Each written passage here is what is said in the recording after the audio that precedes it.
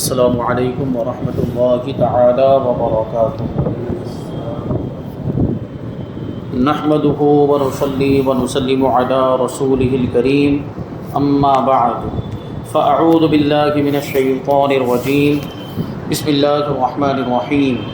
ان اللہ وملائکتہ یصلون علی النبی یا ایھا الذین آمنوا صلوا علیہ وسلموا تسلیما۔ اللہم صل علی سیدنا ومولانا محمد معدن الجود والکرم وآلہ الکرام وابنہ الکریم وبارک وسلم صلاۃ وسلاما علیک یا رسول اللہ صلی اللہ تعالی علیہ وسلم۔ سورہ آل عمران آیت نمبر 32 کی تفسیر ہے۔ اللہ تبارک و تعالی ارشاد فرماتا ہے: قل اطیعوا اللہ والرسول فإن تولوا فإن اللہ لا يحب الکافرین۔ تم فرما دو کہ اللہ اور اس کے رسول کی فرما برداری کرو، پھر اگر وہ منہ پھیریں تو اللہ کافروں کو پسند نہیں کرتا۔ اس کا مطلب یہ ہے کہ اگر وہ اطاعت سے منہ پھیریں، اللہ کی اطاعت سے، رسول اللہ کی اطاعت سے منہ پھیریں، تو اللہ تبارک و تعالیٰ کافروں کو پسند نہیں کرتا۔ اس کا مطلب یہ ہوا کہ جو اللہ اور اس کے رسول کی اطاعت نہیں کرتا ہے، اللہ کے احکام کو نہیں مانتا، رسول پاک صلی اللہ علیہ وسلم کے احکام کو نہیں مانتا ہے، تو وہ کافروں میں شمار ہوتا ہے، یعنی مطلقاً انکار کرنے کی وجہ سے وہ کافروں میں شمار ہوتا ہے۔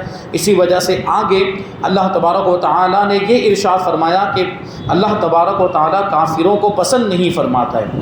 حضرت عبداللہ ابن عباس رضی اللہ تعالی عنہما سے مروی ہے کہ جب یہ آیت کریمہ قل ان کنتم تحبون اللہ فاتبعونی یحببکم اللہ، جو اس سے پہلے گزری آیت نمبر 31 کہ اگر تم اللہ کو محبوب رکھتے ہو، اللہ سے محبت کرتے ہو تو میری اطاعت کرو، میری پیروی کرو، اللہ تبارک و تعالیٰ تمہیں اپنا محبوب بنا لے گا، دوست بنا لے گا۔ یہ آیت کریمہ نازل ہوئی تو عبداللہ ابن ابی منافق، جو منافقین کا سردار تھا اور ہمیشہ جب بھی اس کو موقع ملتا تھا وہ اسلام کے خلاف سازشیں کیا کرتا تھا، منصوبہ بندیاں پلاننگ کیا کرتا تھا، تو عبداللہ ابن ابی منافق نے اپنے ساتھیوں سے کہا، دیکھیے اس کی سازش کیا کہا کہ محمد صلی اللہ علیہ وسلم اپنی اطاعت کو، اپنی فرما برداری کو اللہ تبارک و تعالیٰ کی اطاعت کی طرح قرار دے رہے ہیں اور یہ حکم کر رہے ہیں کہ ہم ان سے اسی طرح محبت کریں جس طرح عیسائیوں نے حضرت عیسیٰ علیہ السلام سے کی تھی۔ تو اس پر یہ آیت کریمہ نازل ہوئی، یعنی یہ فرما دیا گیا کہ رسول پاک صلی اللہ علیہ وسلم کی اطاعت یہ حقیقت میں اللہ تبارک و تعالیٰ کی ہی اطاعت ہے، کیونکہ حضور پاک صلی اللہ علیہ وسلم کو نبی اور رسول بنا کر کس نے بھیجا؟ اللہ تبارک و تعالیٰ نے بھیجا، اور اللہ کا خود ارشاد ہے کہ ہم نے جتنے بھی رسول بھیجے ہیں وہ اسی لیے بھیجے ہیں کہ ان کی اطاعت کی جائے اللہ کے حکم سے۔ وما ارسلنا من رسول الا لیطاع باذن اللہ، او کما قال اللہ تعالیٰ، کہ ہم نے جتنے بھی رسول بھیجے وہ اسی لیے بھیجے کہ ان کی اطاعت کی جائے، ان کی پیروی کی جائے، اور اس میں بھی آگے باذن اللہ کا لفظ ہے، اللہ کے حکم سے، یعنی ان کی اطاعت کرنا یہ اللہ ہی کا حکم ہے۔ تو اللہ کے حکم سے اگر رسول اللہ صلی اللہ علیہ وسلم کی اطاعت کی جائے تو یہ حقیقت میں اللہ تبارک و تعالیٰ کی اطاعت ہے اور اللہ کے حکم کی تعمیل ہے۔ تو اس پر اس نے یہ اعتراض کیا تھا عبداللہ ابن ابی منافق نے۔ یہ آیت کریمہ نازل ہوئی اور فرمایا گیا کہ اے حبیب صلی اللہ علیہ وسلم آپ ان سے فرما دیں کہ اللہ تبارک و تعالیٰ نے میری اطاعت اس لیے واجب کی ہے کہ میں اس کی طرف سے رسول بنا کر بھیجا گیا ہوں، اور چونکہ اللہ تبارک و تعالیٰ کے احکام لوگوں تک پہنچانے کا ذریعہ اس کے رسول ہی ہوا کرتے ہیں، نبی ہی ہوا کرتے ہیں، اس لیے ان کی اطاعت و فرما برداری لازم اور ضروری ہے۔ اس کے بعد بھی اگر وہ اطاعت سے منہ پھیریں تو انہیں اللہ تبارک و تعالیٰ کی محبت حاصل نہ ہوگی اور اللہ تبارک و تعالیٰ انہیں سزا دے گا۔ جو دل میں کفر رکھتے ہیں، جو منافقین ہیں، تو ظاہر سی بات ہے ان کا ٹھکانہ جہنم ہے، ہمیشہ عذاب میں رہیں گے۔ اور یہ منافقین کے باطنی کفر کا ہی نتیجہ تھا کہ وہ اس طرح کی باتیں کیا کرتے تھے۔ تاجدار رسالت صلی اللہ علیہ وسلم کی اطاعت ہی محبت الہی کی دلیل ہے۔ کیا مطلب ہوا کہ اگر کوئی یہ دعویٰ کرتا ہے کہ وہ اللہ تبارک و تعالیٰ سے محبت کرتا ہے تو اسے حضور پاک صلی اللہ علیہ وسلم کی اطاعت و فرما برداری کرنی چاہیے، اس پر لازم اور ضروری ہے کہ وہ حضور پاک صلی اللہ علیہ وسلم کی فرما برداری کرے، آپ کی پیروی کرے، کہ یہ اللہ سے محبت کی دلیل ہے، یہ اللہ سے محبت کی دلیل ہے، اور اسی پر نجات کا دار و مدار بھی ہے۔ جو حضور کی اطاعت کرتا ہے وہ حقیقت میں اللہ کی اطاعت کرتا ہے اور اسی پر نجات کا دار و مدار ہے۔ اللہ تبارک و تعالیٰ نے جنت کا حصول اپنی خوشنودی اور قرب کو حضور پاک صلی اللہ علیہ وسلم کی غیر مشروط اطاعت کے ساتھ جوڑ دیا ہے۔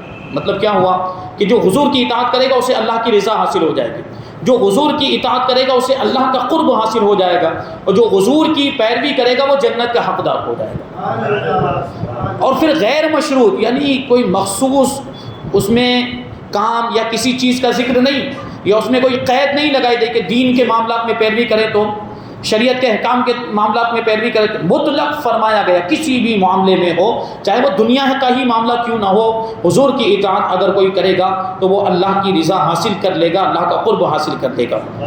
اب کسی کو رضا اور قرب الہی ملے گا، اللہ کا قرب ملے گا تو محبوب رب صلی اللہ علیہ وسلم کی غلامی کے صدقے میں ہی ملے گا، ورنہ دنیا جہاں کے سارے اعمال جمع کر کے لے آئے، اگر اس میں حقیقی اطاعت مصطفیٰ صلی اللہ علیہ وسلم موجود نہ ہوگی تو وہ اعمال اللہ تبارک و تعالیٰ کی بارگاہ میں مقبول نہیں ہوں گے، رد کر دیے جائیں گے۔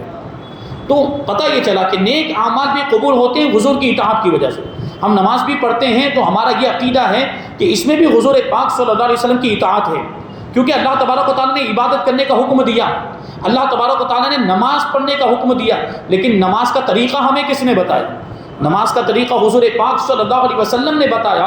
تو نماز ہم اللہ تبارک و تعالیٰ کی بارگاہ میں پڑھتے ہیں، عبادت اللہ کی کرتے ہیں، لیکن طریقہ نبی کا ہوتا ہے، اطاعت نبی کی ہوتی ہے، پیروی نبی کی ہوتی ہے۔ تو نماز بھی ہماری جو قبول ہو رہی ہے وہ حضور کے صدقے میں قبول ہو رہی ہے۔ حضرت ابو ہریرہ رضی اللہ تعالیٰ عنہ سے روایت ہے کہ حضور اقدس صلی اللہ علیہ وسلم نے ارشاد فرمایا، میری ساری امت جنت میں داخل ہوگی مگر جس نے انکار کیا، یعنی انکار کرنے والا جنت میں نہیں جائے گا۔ تو صحابہ کرام رضوان اللہ تعالی علیہم اجمعین نے عرض کی کہ یا رسول اللہ صلی اللہ تعالی علیہ وسلم انکار کون کرے گا، انکار کرنے والے لوگ کون ہیں؟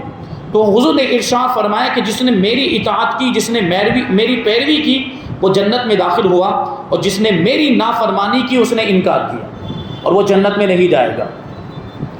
حضرت ابو موسیٰ اشعری رضی اللہ تعالیٰ عنہ سے روایت ہے کہ نبی کریم صلی اللہ علیہ وسلم نے ارشاد فرمایا، بے شک میری مثال اور اس کی مثال جس کے ساتھ مجھے مبعوث فرمایا گیا، یعنی وہ دین اور مذہب اور وہ شریعت جس کے ساتھ مجھے بھیجا گیا ہے، تو میری اور اس کی مثال اس شخص کے جیسی ہے جس نے اپنی قوم کے پاس آ کر کہا، اے قوم میں نے اپنی آنکھوں سے ایک فوج دیکھی ہے، ایک لشکر دیکھا ہے، میں تمہیں واضح طور پر اس سے ڈرانے والا ہوں، لہٰذا اپنے آپ کو بچا لو۔ چنانچہ اس کی قوم کے ایک گروہ نے تو اس کی بات مان لی اور راتوں رات نکل کر پناہ گاہ میں جا چھپے اور ہلاکت سے بچ گئے بات ماننے کی وجہ سے، جبکہ ایک گروہ نے اسے جھٹلایا اور صبح تک اپنے مقامات پر ہی رہے، اپنے گھروں میں رہے، پناہ گاہ میں نہیں گئے۔ صبح سویرے لشکر نے ان پر حملہ کر دیا اور انہیں ہلاک کر کے غارت گری کا بازار گرم کیا، یعنی ان کو قتل کر دیا۔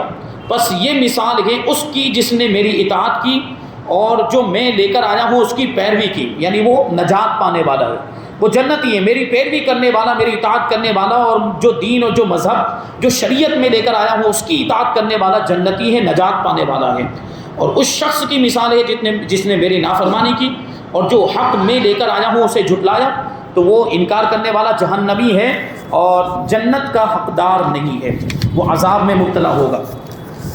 حضرت مقدام ابن معدی کرب رضی اللہ تعالی عنہ سے روایت ہے کہ حضور پر نور صلی اللہ علیہ وسلم نے ارشاد فرمایا کہ سن لو، ان قریب ایک آدمی کے پاس میری حدیث پہنچے گی اور وہ اپنی مسحری پر تکیہ لگائے بیٹھا ہوا کہے گا۔ مسحری وہ جو گدا ہوتا ہے جس پر آدمی بیٹھک بناتا ہے، اس پر بیٹھتا ہے، اور تکیہ لگائے ہوئے، یعنی یہ جو تکبرانہ انداز میں بیٹھا ہوا ہوگا، گھمنڈ والی اس کی بیٹھک ہوگی، اور وہ اسی وقت یہ کہے گا کہ ہمارے اور تمہارے درمیان اللہ تبارک و تعالیٰ کی کتاب کافی ہے، یعنی قرآن پاک کافی ہے، ہم جو اس میں حلال پائیں گے اسے حلال سمجھیں گے اور اسے حرام سمجھیں گے جسے قرآن میں حرام پائیں گے۔ مطلب گویا کہ اس نے حدیث کا انکار کر دیا، حدیث کا انکار کر دیا، حدیث کو نہیں مانے گا وہ شخص۔ حضور پاک صلی اللہ علیہ وسلم یہ آنے والے واقعات کی خبر دے رہے ہیں، اس میں علم غیب بھی ہے۔ آج ایک فرقہ نمودار ہوا ہے، آپ جانتے ہیں اس کے بارے میں، اہل قرآن۔ وہ قرآن کو ماننے کا دعویٰ کرتے ہیں اور یہ کہتے ہیں کہ ہم صرف قرآن ہی کو مانتے ہیں، ہم حدیثوں کو نہیں مانتے۔ ہم فقہ کو نہیں مانتے. دیکھیں اس کی خبر حضور پاک صلی اللہ علیہ وسلم نے 1450 سال پہلے ہی عطا فرما دی تھی. یہ حضور پاک صلی اللہ علیہ وسلم کا علم غیب ہے. اور یہ ایک آدمی تو مثال کے طور پر بیان کیا جا رہا ہے، ورنہ پوری قوم کا، پورے فرقے کا یہی حال ہے. اہل قرآن کا یہی حال ہے کہ وہ حدیثوں کا انکار کر دیتے ہیں. اور کیا کہتے ہیں کہ ہمارے لیے تو اللہ کی کتاب ہی کافی ہے، قرآن ہی کافی ہے. اگر قرآن کافی ہوتا تو صرف کتاب ہی نازل ہو جاتی، نبی اور رسول نہ آتے اور حدیثیں نہ ہوتی. صحابہ کرام نے بھی حدیثوں پر عمل کیا ہے، امت کے بزرگوں نے بھی، صالحین نے بھی، اولیاء کرام نے بھی حدیثوں پر عمل کیا ہے. اور قرآن کے بعد اگر احکام کو ثابت کرنے میں کسی چیز کا درجہ آتا ہے تو وہ حدیثیں ہیں. حدیثوں سے بھی احکام ثابت ہوتے ہیں. جیسا کہ حضور پاک صلی اللہ علیہ وسلم نے اس حدیث پاک کے آخر میں ارشاد فرمایا. کیا کہتے ہیں کہ وہ کہے گا کہ ہمارے اور تمہارے درمیان اللہ تبارک و تعالیٰ کی کتاب کافی ہے. ہم جو چیز اس میں حلال پائیں گے اسے حلال سمجھیں گے اور اسے حرام سمجھیں گے جسے قرآن میں حرام پائیں گے. حالانکہ اللہ تبارک و تعالیٰ کے رسول صلی اللہ علیہ وسلم نے بھی اسی طرح حرام کیا ہے جس طرح اللہ تبارک و تعالیٰ نے حرام کیا ہے. یعنی اللہ تبارک و تعالیٰ نے نبی پاک صلی اللہ علیہ وسلم کو یہ اختیار عطا فرمایا ہے کہ جس چیز کو چاہے حرام فرما دے اور جس چیز کو چاہے حلال فرما دے. نبی مختار کل ہیں، جس کو جو چاہیں عطا کر دے، جہاں بانی عطا کر دیں، بھری جنت ہبا کر دیں. اللہ تبارک و تعالیٰ نے تشریعی معاملات میں بھی حضور پاک صلی اللہ علیہ وسلم کو اختیار دیا. اس کے بہت سارے واقعات اور اس کی بہت ساری مثالیں پیش کی جا سکتی ہے کہ عام حکم کچھ اور تھا اور کسی خاص شخص کے لیے، کسی خاص صحابی کے لیے حضور پاک صلی اللہ علیہ وسلم نے الگ حکم بیان کیا، ان کو عام حکم سے مستثنا کر دیا. جیسے کہ حضرت ساریہ رضی اللہ تعالیٰ عنہ کا واقعہ کہ حضور نے ان کے بارے میں ارشاد فرمایا کہ میں تمہارے ہاتھ میں کسریٰ کے سونے کے کنگن دیکھ رہا ہوں، جبکہ مرد کے لیے سونے کے کنگن حرام تھے. حضور پاک صلی اللہ علیہ وسلم نے اس کی تخصیص فرما دی. عام معاملات میں کم سے کم 2 مرد گواہ ضروری ہیں. جب کوئی اختلاف ہو جائے، کوئی جھگڑا ہو جائے اور گواہی کے ذریعے اس کو ثابت کرنے کی ضرورت پیش آ جائے تو وہاں 2 مرد گواہ ضروری ہے. لیکن ایک صحابی رسول حضرت خزیمہ رضی اللہ تعالیٰ عنہ، اللہ کے رسول صلی اللہ علیہ وسلم نے ان اکیلے صحابی کی گواہی کو 2 مردوں کے قائم مقام قرار دیا. یعنی یہ اگر اکیلے بھی کسی معاملے میں گواہی دے دیں گے تو ان کی گواہی مان لی جائے گی. ایسی بہت ساری مثالیں ہیں جو پیش کی جا سکتی ہیں جس میں اللہ کے رسول صلی اللہ علیہ وسلم کے اختیارات کا ثبوت ملتا ہے کہ اللہ تبارک و تعالیٰ نے آپ کو ایسا شریعت کا بھی اختیار عطا فرمایا. تو جس طرح اللہ تبارک و تعالیٰ کے حرام کرنے سے چیزیں حرام ہو جاتی، رسول پاک صلی اللہ علیہ وسلم کے حرام کرنے سے بھی چیزیں حرام ہو جاتی. تو یہ ہے، اور قرآن پاک سے بھی اس کا ثبوت ملتا ہے. حدیث میں تو ہے. اب یہ اہل حدیث یا اہل قرآن تو کہیں گے کہ بھائی ہم تو حدیث کو مانتے ہی نہیں ہیں، تو آپ حدیث سے دلیل کیوں پیش کرتے؟ تو قرآن پاک کے اندر بھی ہے یہ آیت کریمہ جس میں ذکر ہے کہ نبی بھی چیزوں کو حرام کرتے ہیں، پاکیزہ چیزوں کو حلال کرتے ہیں اور ناپاک چیزوں کو حرام کرتے ہیں. یحرم علیکم الخبائث، اس طرح کی کوئی آیت کریمہ ہے، مجھے ابھی یاد نہیں آ رہی ہے. یحل لکم الطیبات ویحرم علیکم الخبائث او کما قال اللہ تبارک و تعالیٰ. ایسی آیت کریمہ ہے جس میں یہ فرمایا گیا کہ وہ نبی بھی تمہارے لیے پاکیزہ چیزوں کو حلال کرتے ہیں اور ناپاک چیزوں کو حرام کرتے ہیں. تو اس سے حدیث کی شرعی حیثیت ثابت ہوتی ہے. دلیل اور حجت حدیث پاک کا اس آیت کریمہ سے ہونا ثابت ہوتا ہے کہ حدیث پاک بھی دلیل ہے اور حدیثیں بھی حجت ہے. لیکن حدیث اس درجے کی ہونی چاہیے، متواتر، جس میں کسی طرح کا کوئی شک نہ ہو یا مشہور ہو، تو اس سے احکام ثابت ہوتے ہیں. تو اسی لیے کسی شاعر نے کہا، بڑا مشہور شعر ہے کہ کی محمد سے وفا تو نے تو ہم تیرے ہیں، کی محمد سے وفا تو نے تو ہم تیرے ہیں، یہ جہاں چیز ہے کیا لوح و قلم تیرے ہیں. جو حضور کی اطاعت کرتا ہے، جو حضور سے وفاداری کرتا ہے، تو اللہ تبارک و تعالیٰ اسے بڑے اونچے مقام و مرتبے عطا فرماتا ہے. آیت نمبر 33 میں اللہ تبارک و تعالیٰ ارشاد فرماتا ہے، ان اللہ اصطفى آدم ونوحا وآل ابراہیم وآل عمران علی العالمین. بے شک اللہ نے آدم اور نوح اور ابراہیم کی اولاد اور عمران کی اولاد کو سارے جہان والوں پر چن لیا. یعنی سارے جہان والوں میں ان کو بڑا مرتبہ عطا فرمایا اور ان کا انتخاب فرمایا مخصوص مراتب اور درجات کے لیے. یہودیوں نے کہا تھا کہ حضرت ابراہیم، حضرت اسحاق اور حضرت یعقوب علیہ السلام کی اولاد میں سے وہ، یعنی یہودی یہ کہتے تھے کہ ہم حضرت ابراہیم، حضرت اسحاق اور حضرت یعقوب علیہ السلام کی اولاد میں سے ہیں اور انہی کے دین پر ہیں. تو اس پر یہ آیت کریمہ نازل ہوئی اور بتایا گیا کہ اللہ تبارک و تعالیٰ نے ان حضرات کو اسلام کے ساتھ برگزیدہ کیا تھا یعنی ان حضرات کو چنا، حضرت ابراہیم کو، حضرت یعقوب کو، حضرت اسحاق کو، حضرت نوح کو، حضرت ابراہیم کی اولاد کو، عمران کی اولاد کو اللہ تبارک و تعالیٰ نے چنا. تو کیسے چنا؟ اسلام کے ساتھ چنا، اسلام کی وجہ سے چنا.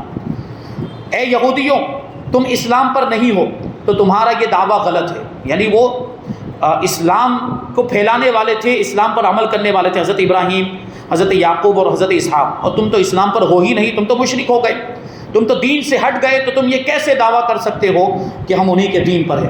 تو اس سے یہ بھی معلوم ہوا کہ اللہ تبارک و تعالیٰ کے برگزیدہ چنے ہوئے منتخب بندوں کی عظمت و شان کو بیان کرنا یہ اللہ تبارک و تعالیٰ کی سنت ہے.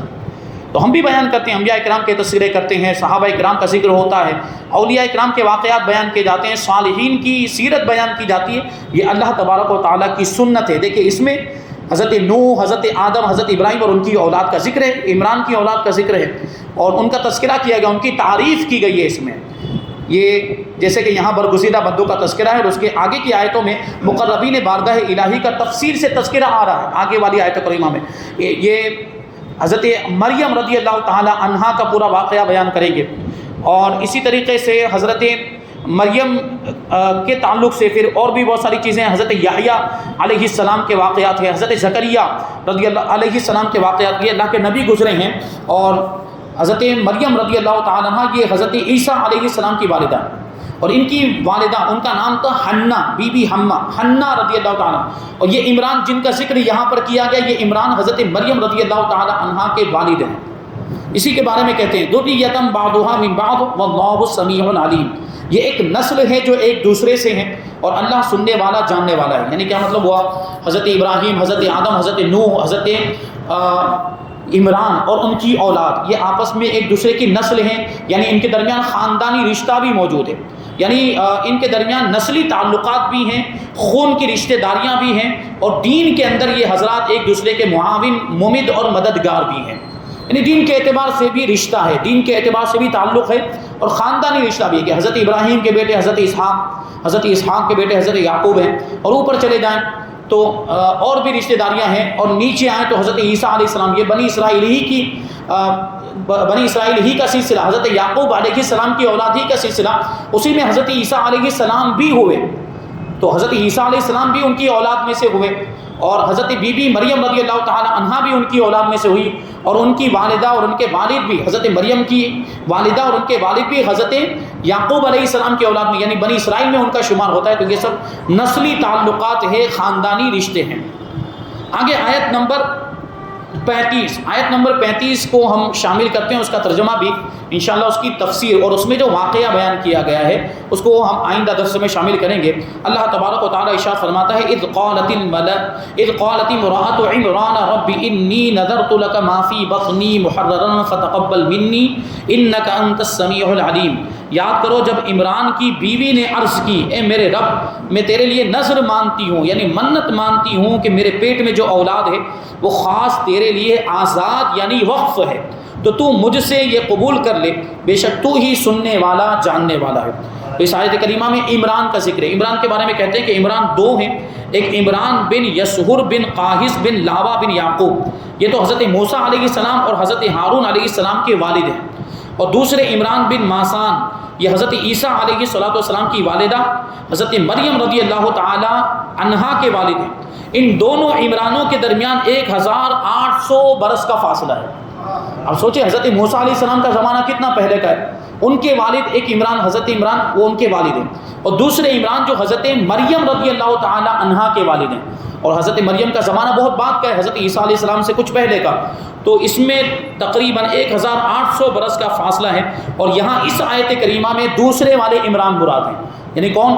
جو حضرت مریم رضی اللہ تعالی عنہا کے والد ہیں وہ والے عمران، کیونکہ آگے حضرت مریم ہی کا واقعہ آ رہا ہے، تو اسی سے ثابت ہوتا ہے کہ یہاں کون سے عمران مراد ہے. اور وہ واقعہ آگے بیان کیا گیا، اس کو ہم آئندہ درس میں شامل کریں گے. اللہ تبارک و تعالیٰ کی بارگاہ میں دعا ہے کہ جو کچھ بھی بیان ہوا اس پر ہم سب کو عمل کرنے کی توفیق عطا فرمائے، اور نور قرآن سے ہم سب کے دلوں کو روشن اور منور فرمائے. وما علینا الا البلاغ. الفاتحہ.